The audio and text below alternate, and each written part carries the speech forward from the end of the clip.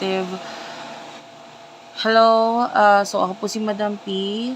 This is our collective love reading. Take only what resonates.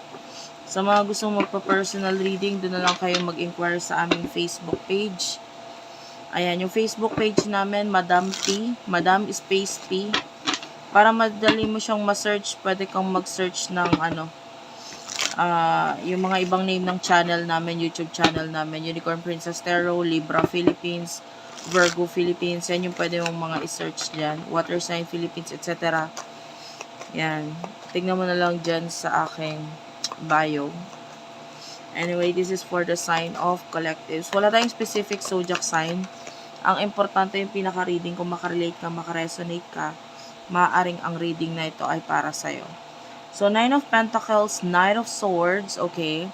So, nakikita natin ngayon, may mga gusto kang gawin na may kinalaman sa finances mo.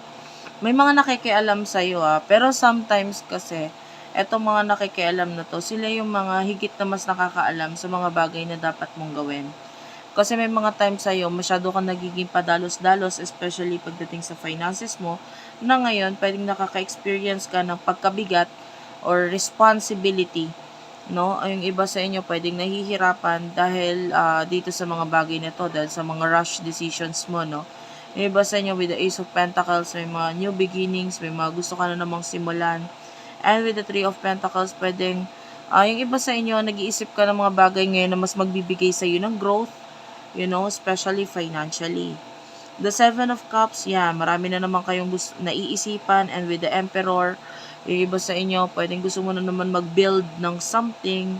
Pero ngayon, I highly suggest na notice your dreams, yung panaginip mo. Sometimes kasi, itong mga panaginip na to, may mga binibigay silang message sa'yo na kailangan mo lang i-decode. Kasi maaaring nandito yung mga sign kung anong dapat mong gawin, lalo na particularly dito sa mga bagay na gusto mong simulan. For now, nakikita natin, a lot of you is stuck sa isang situation na hindi mo alam kung anong gagawin mo. With the Five of Wands, pwede may mga nagagalit sa'yo, may mga taong, yung iba naghahanap pa nga sa'yo, no? Parang may mga nagagalit sa'yo kasi pwedeng may mga kailangan ka pang unfinished business ka pa sa kanila. And yung iba, pwede may kinalaman sa money, like, pwedeng pautang, ganyan. Or yung iba, may mga unfinished transactions or business pa kayo na dapat pag-usapan nitong mga taong to. Kaya lang kasi yung iba, too much to handle para sa'yo. Ang dami mong dapat asikasuhin muna. Kaya nga, yung iba, pwedeng pag-iwas, paglayo pa lang ang nagagawa or nangyayari sa'yo ngayon. Okay, so, sino person nakakonect mo? By the way, live ako ngayon sa TikTok. So, kung yung iba sa inyo na nanonood nitong recorded video natin, from time to time, nagla-live ako sa TikTok. Sa Facebook page din. Yan, nagla-live din ako dyan. So, feel free na i-check yung mga yon para maabutan mo ako ng live. Dito sa YouTube, madalang akong mag-live dito. So, anyway, sino yung person nakakonect mo pagdating sa love? After this reading, para doon sa mga nanonood sa akin ng live, pwede kayong mag-comment dyan sa baba. Mamimili tayo ng sasagutin na tanong. You do over the Four of Swords, the Ace of Wands. This could be a new person, past person or new person. The Four of Swords sa ngayon, wala pang ginagawa itong person na to. But with the Six of Cups, I feel like naiisip ka na nitong person na to. For those of you dealing with the past, Three of Wands, nami-miss ka nitong person na to. And actually, naiisip niya rin regarding your relationship. Pwedeng aware siya, meron ka mga karelasyon or ka-connect ngayon. So, isa pa ito sa iniisip niya. Parang gusto niya malaman kung kamusta na ba kayo ni ganito, ganyan. So, parang etong person na to is with the Judgment. Pwedeng nagkakaroon siya ng awakening ngayon. May mga bagay sa buhay niya na hindi nag-grow.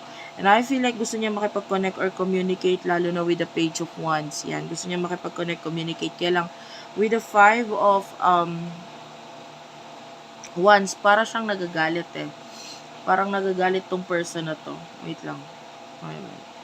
Hindi ko alam, hindi ako marunong gumamit nitong live. Nakikita ko dito sa live, parang may pwedeng pindutin. pwede iswipe ko daw para makita yung ibang comment. Nagche-check na ako ng comment kaya mag-comment lang kayo dyan sa baba. Ay, hindi. Hindi ako marunong. Pipiliin ko na lang mamaya, basta mag-comment lang kayo. Hindi ko makita yung lahat ng comments eh. Ayan, sorry para doon sa mga nanonood ng recorded. Medyo may tayo, commercial break. Kasi patingin-tingin ako doon sa mga nagko-comment sa live. Anyway, ayan. Shoutout natin, may papakita ko yung niya. Papakita ko dito sa phone, dito yung shoutout natin yung name nyo. Anyway, emotion ninyo sa isa't isa nitong person na to for the sign of, ano ba to? Collectives. Yeah, nalito na, no? Meron pa tayong Mercury retrograde ngayon. Sobrang affected ako niyan, guys. So, pagpasensyahan mo na. Mercury retrograde is yung pagbagal ng planetang Mercury na nakaka-affect sa, pagdating sa mga plans, pwedeng may mga delays, communication, ayan, pwedeng magkaroon ng mga misunderstandings, and pwedeng maging clouded or may mga times na pwedeng may mga makakausap ka na medyo malabo yung mga sinasabi niya, hindi mo masyadong ma-process or maintindihan. And high chance sa pag-aaway, pagkakagulo ngayon, so medyo mag-ingat. And also, lalo na yung mga cars, yan, pwede magka-problema regarding cars, any kind of vehicle, tsaka mga phone, yan, may kinalaman sa technology. Anyway, Page of Pentacles and the Wheel. Okay, main and emotions. Okay. Emotion mo for your person, nakikita natin. Medyo wala ka namang pakialam dito sa person na to. Mas nakikita natin ngayon kasi gusto mong mabago yung finances mo. And with the Five of Wands, especially yung mga galit or mga taong may mga unfinished business ka sa kanila, may mga gusto kang tapusin or matapos na nausapin ninyo, medyo nagiging mahirap para sa'yo ngayon na makaalis regarding dito, especially with the Six of Swords. Kasi alam mo yun, hindi mo maiwasan na maulit yung mga bagay na kailangan mong gawin or paulit-ulit na banggitin sa'yo or i-remind sa'yo na kailangan mong gawin to, tapusin to, pero hindi mo naman magawa. And yeah, for some of you, sobrang nakakapagod. Although I feel like marami ang tumitingin sa'yo na they admire you kasi sa mga kung ano man yung mga na-reach mo na sa buhay. Pero for some of you, may mga problema ka pa, kaya eto yung tinatry mong ayusin mo na. And pwedeng pagdating sa inyo na may kakonect sa past, medyo malaki na yung nabago regarding sa kung ano yung nasa isip mo dito sa person ito. Thank you very much for the heart, Shane Morales. Yan. Thank you for the heart. Kung mag-alala, Shane, later hanapin ko yung comment mo sa comment section. Ayan, thank you Sarah for the rose. Ayan, so magbabanggit ako. Magbabanggit ako ng mga nakikita ko nagsasend ng sticker or ng gift. So pagdating sa person na nakakonect mo, alam mo naiisipan na niya na magsabi ng totoo sa iyo regarding sa emotions niya. The Justice card is here. This is Gemini, Libra, Aquarius, Ace of Swords. Thank you very much Arze for the finger heart. Ayan. So, yung person na ito, nakikita natin, gusto niya na magsabi ng totoo regarding sa'yo. And with a 5, kaya lang may magagalit. So, parang it's like, hindi niya basta-basta pwedeng i-open up ang emotions niya sa'yo kasi may magagalit. Okay? Pero naiisip niya na gusto niya na sabihin kasi I feel like parang ang tagal niyang pinigilan yung sarili niya regarding dito. So, it could be new, past person, both ang energy pareho. Nasa isip niya na gusto ko na sabihin niya totoo kasi ang hirap na hindi masabi sa iyo yung totoo, lalo na alam ko naman sa sarili ko kung ano talaga yung totoo nararamdaman ko sa iyo. Kaya lang, ikaw, wala kasi dito yung focus mo lalo na with the Wheel. Ang focus mo kasi is baguhin ng sarili mo, baguhin ng buhay mo, even your looks. Yung iba sa inyo may mga naiisipan na gawin, pagbabago sa itsura, paggupit, pagkulay ng buhok, etc., whatever. Pero more on ang concentration mo, baguhin ang sarili mo, ang buhay mo, etc. So, what will happen in the near future for you? Collectives. Collective love reading. Walang specific zodiac sign, guys. Take only what resonates. Near future energy for the collectives. You do over the star. This is Major Arcana, 3 of Cups. Okay. Kunin ko na rin yung sa side ng person mo. Alam mo, ang problema dito sa person mo, medyo mataas ang ego niya. Ayan, with the Emperor, this is Aries energy, Six of Swords. Clarify natin to. What's with the Six of Swords and the Emperor? The Seven of Cups. So, in the near future, nakikita natin may mga involvement ng friends dito na parang itatry nyong abutin yung pangarap nyo. And I feel like meron kayong mga shared goals na itatry, na i-reach.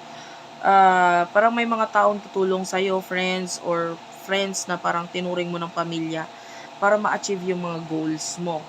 Okay, pwedeng sila din yung magpursige sa'yo para, hindi, abutin natin yan, kaya natin yan. Like, they will help you regarding dito sa mga bagay na ito. And regarding sa person na connect mo, Seven of Cups, yung iba sa inyo, I'm feeling like daydreaming energy. Hindi talaga niya mapigilan na hindi ka isipin. With the Six of Swords, may mga bagay siya na parang iiwasan, lalayuan, itatry niya mag-move on dun sa bagay na yon. And at the same time, ikaw yung naiisipan niyang tao na makakatulong sa kanya para makaalis or makamove on sa bagay na tinatry niyang pag-move on nandito. Meron siya mga aalisan, wala siyang magagawa eh. Parang kailangan niyang alisan or layuan itong mga bagay na to. And with the Strength card, parang nararamdaman niya na ikaw yung makakatulong sa kanya. Parang ikaw yung magbibigay ng protection sa kanya para maka-get through doon sa problema niya na yon. Like, maybe both of you are like friends or best friends kind of energy. The Emperor, yeah, may mga bubuin itong person na to, pero hindi niya kayang buuin yun um, kung wala ang tulong mo. So, parang ikaw pa rin ang nakikita niyang makakatulong sa kanya pagdating sa bagay na iyon. Okay, so that's it for now. Thank you for watching. I love you all and bye-bye.